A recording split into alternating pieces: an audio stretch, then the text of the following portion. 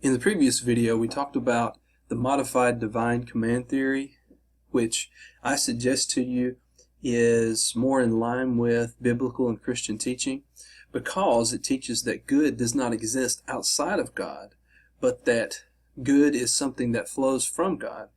So whatever God commands us to do is moral, even if at times it would appear to be immoral. So I've used the example already of the times in the Old Testament when God would say that the Israelites were to go to war and kill certain people, that being evidence of not just his wrath, but of his justice. So all of those work in perfect unity to produce his commands.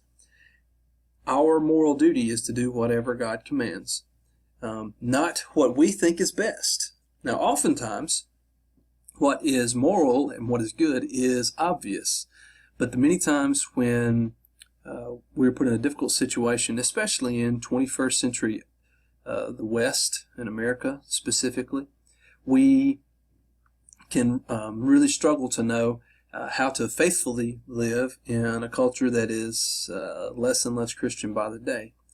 And there will be times when our duty, our moral duty, is to do what God commands, even when the culture says that is wrong, that is prejudiced, or that is backward. And that's the time it takes real courage. So I suggest to you modified divine command theory works best to answer the question, whence morality? Where does morality come from? The Bible says, good and upright is the Lord, therefore he instructs sinners in the way. Oh, taste and see that the Lord is good. For you, O Lord, are good and forgiving. For the Lord is good, his steadfast love endures forever, and his faithfulness to all generations. Oh, give thanks to the Lord, for he is good. All of these places in the Psalms are saying over and over again that God does not know the good. He does more than that. He is good. And so I suggest to you that goodness is at the essence. He is an essential quality of God, and therefore all that he commands is good. So in sum, the modified divine command theory depends on the assumption that God does not change. So he does not arbitrarily decide what is good and what's not good. He doesn't one day say, oh, go kill these people, that's the good thing to do. And the next day, you know what, I changed my mind. That's an awful thing. Instead, you should love them. That's not the way that God works. God does not change, but he's always a perfect unity of justice, of righteousness, of goodness, of love, of mercy. The modified divine command theory also takes into account that God's nature is the totality of all his attributes, which is a summary of what I just said. So a natural question would be, can non-believers be good, or at least do good? So I don't want to spend too much time dissecting the different meanings here. Can a non-believer be good? Now I know some, especially from a strictly Christian viewpoint, would say, well, it's impossible to do good without God because we're still in our sins regardless of the things we do, so we can't be good. But I don't want to make a distinction here between being good and doing good. Now, there's a time and place for that, so don't get me wrong. But I want to say what I'm talking about here is doing good. So can they be good people, at least on the outside, so that others people would look and say, hey, these are good people? And I think we already know the answer to this, don't we? You know people who are not followers of Jesus who are good people. In fact, I bet you know people who are not followers of Jesus who are better than many of the followers of Jesus that you know. They pay their taxes, they love their kids, they're good neighbors, they give to charity, they seem to be honest, they seem to be fair, that kind of thing. So we already know the answer to this question, but let's delve into it just a little bit deeper. I want to point you to a story written in the New York Times. This is really an opinion piece written by Louise M. Antony back in 2011. She being an atheist who argues that atheists can be good. She says, I gather that many people believe that atheism implies nihilism, that rejecting God means rejecting morality. A person who denies God, they reason, must be, if not actively evil, at least indifferent to considerations of right and wrong. After all, doesn't the dictionary list wicked as a synonym for godless? And isn't it true, as Dostoevsky has said, that if God is dead, everything is permitted? Well, actually, no, it's not. And for the record, Dostoevsky never said it was. Atheism does not entail that anything goes. Admittedly, some atheists are nihilists. Unfortunately, they're the ones who get the most press. But such atheists' repudiation of morality stems more from an antecedent cynicism about ethics than from a philosophical view about the divine. According to these nihilistic atheists, morality is just a fairy tale we tell each other in order to keep our innate bestial selfishness mostly under control.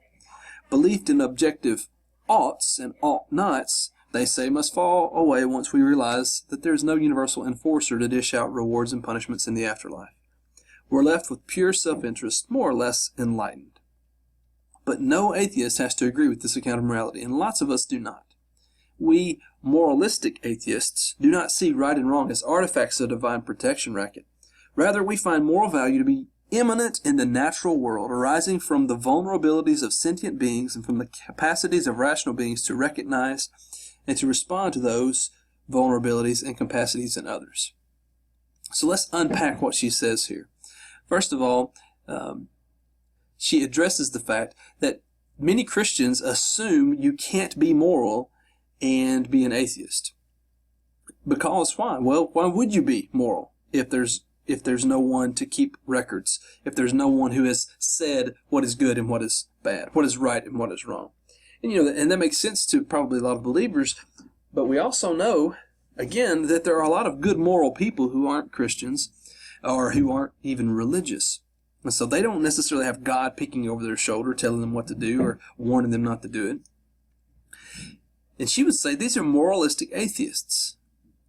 These are people who find moral value, and notice her language here, to be immanent in the natural world. So it's not something supernatural, but that it is found within the natural world. Okay? Now, keep following her logic here, arising from the vulnerabilities of sentient beings. So beings that are aware of themselves and their surroundings, and you can go all the way down to let's say a starfish, which is not really sentient. Okay, it doesn't really have much of a brain, do much processing. It certainly could feel pain, but aside from that, you wouldn't worry about the thought life of a starfish. But what about a dolphin? We already know, we're finding out more and more how intelligent dolphins are. They seem to have not only a great awareness of their surroundings, they seem to have an awareness of the past and of the present and of the future. They're really, really smart animals. And so we realize that when we kill a dolphin, well, it's not the same thing as squashing an ant. And so, because they're more sentient beings, and with that capacity to feel and to know comes vulnerability. We can feel pain, we can express pain, we can feel regret, all those kind of things. And so we see the vulnerability of being sentient.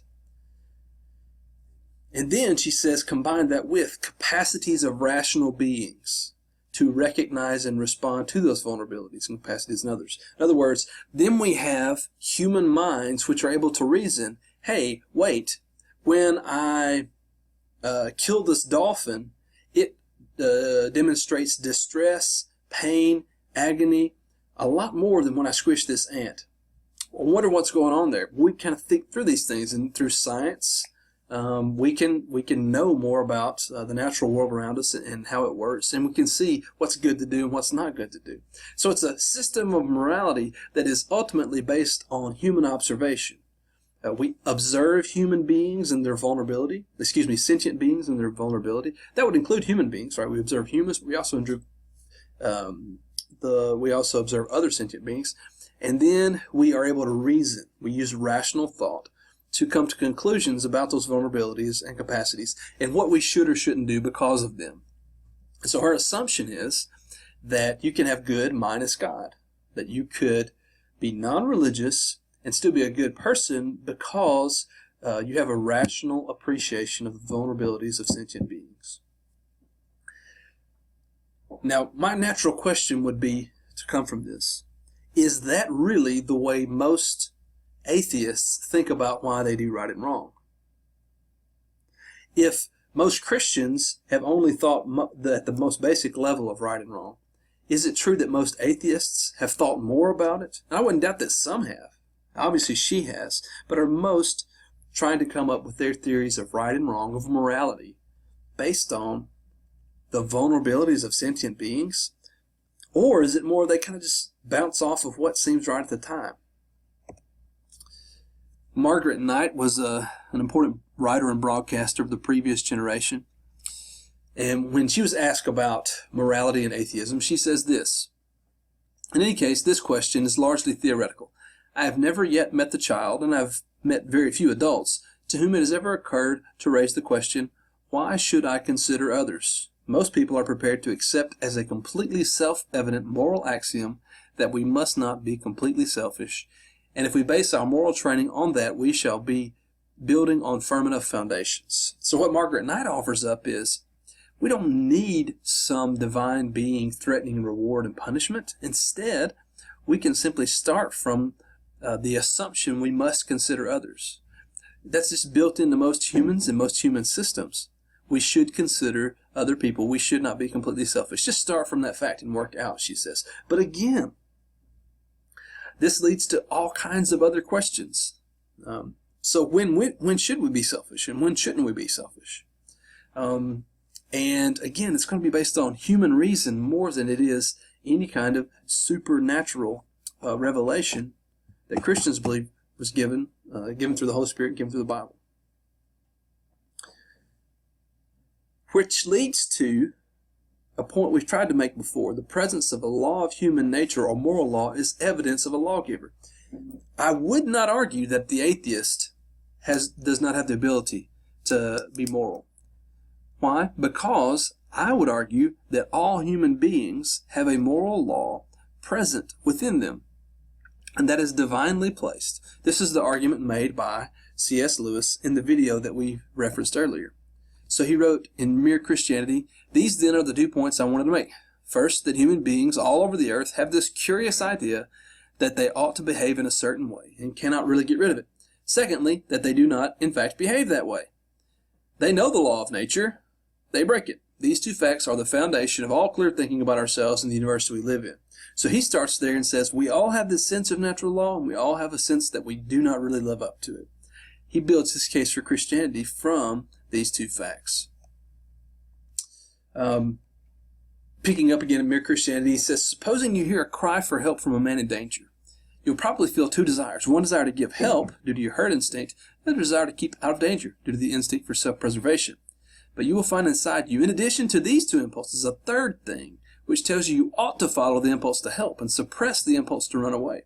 Now this thing that judges between two instincts, that decides which should be encouraged, cannot itself be either of them. You might as well say the sheet of music which tells you at a given moment to play one note on the piano and not the other is itself one of the notes of the keyboard. The moral law tells us the tune we have to play. Our instincts are merely the keys." So he can make a distinction between our instincts and moral law because it helps us choose between competing instincts. That is divinely placed in every human, C.S. Lewis says. You might have heard the quote before that Augustine or Augustine said, "Love and do what you will." That's not really what he said. Now, he did say that, but it was in a bigger context. So it wasn't, hey, as long as you love, you can do whatever you want to do, and you'll be okay.